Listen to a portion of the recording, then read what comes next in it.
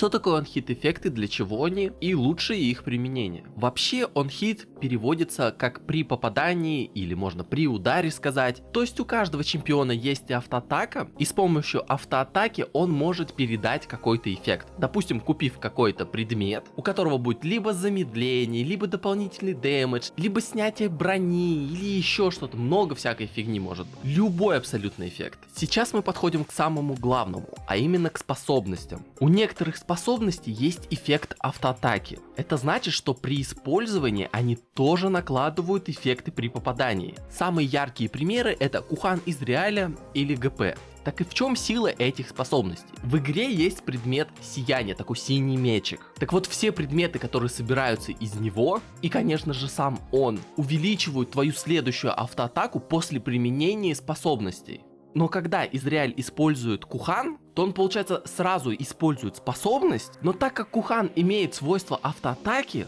то он и автоматически использует он-хит-эффект предмета. И получается, что в какой-то момент Кухан Израиля дамажит очень сильно.